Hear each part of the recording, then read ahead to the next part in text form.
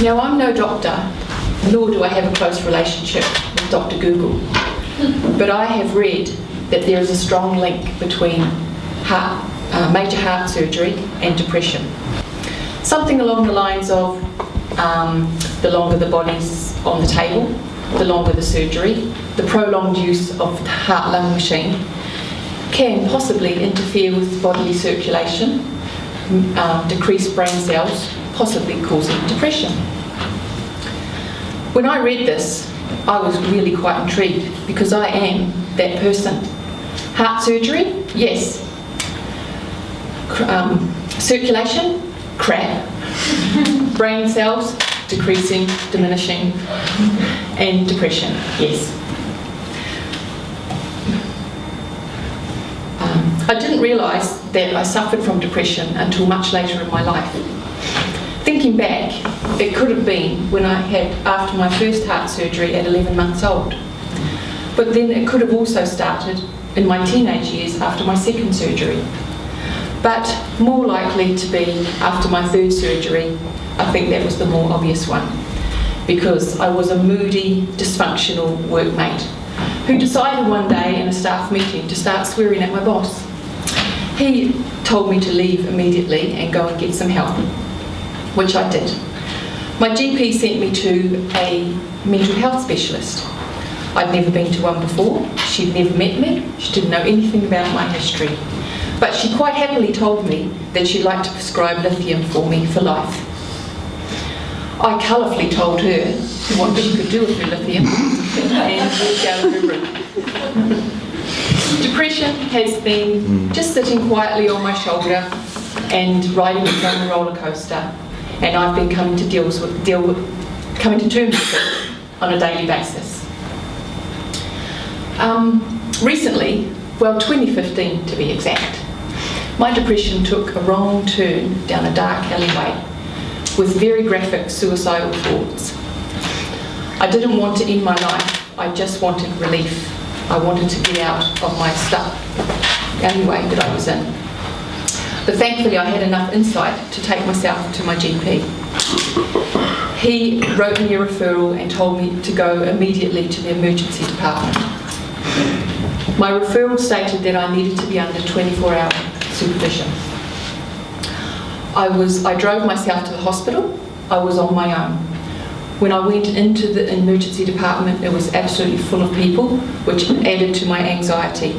I was fidgety, very hypersensitive, just waiting to be called. Finally, the triage nurse called me, and I handed her my referral, and she read it within 20 seconds, it seemed like. She shouted through the thick glass window, "How are you feeling right now?" I felt so intimidated, everyone's eyes were on me. I replied, "I'm okay." She then said, "Is anyone home with you at the moment?" And I explained to her I was staying with friends. Then she said, "Do you think you will self-harm in the next 24 hours?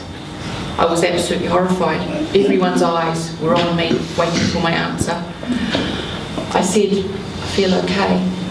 She handed the referral letter back through the window and said to me, "Go home and someone from the mental health team will ring you in the morning." I was absolutely dumbfounded. I'd done the right thing. I'd got myself there and I was convinced I was going to get some help. But instead I got a cold, callous reply from mental health professionals. When I walked out of the hospital, it was pouring with rain. I was absolutely numb, in disbelief, and struggled to find my car.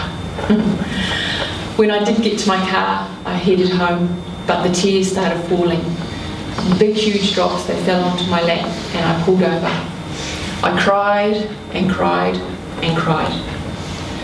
It was dark, and hours later, when the last tear stopped. But it made me think that even though I was supported by a lot of people, this was my battle. So I made a personal vow to rebuild my life myself. I found many things to get myself out of my little fog, a lot of local mental health groups, but my passion I found in yoga. I loved the way yoga made me feel strong, kept me balanced, and kept me mentally and physically balanced. I loved yoga so much that I flew to Canada twice to do teacher training on a special form of yoga that was unavailable to learn here. I now teach yoga to everybody, including people with mental health problems. And it's made me realise and recognise when my body goes out of balance and wants to hide into its own little world.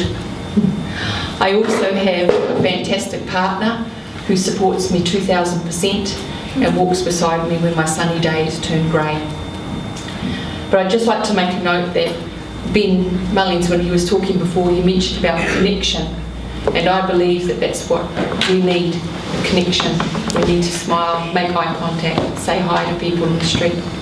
Would any of you say hello to any of us? Would you know what do mental health patients look like anyway? I believe if we start by saying hello to people now, perhaps next year, we could have a National Say Hi Day for Mental Health Week. Thank you.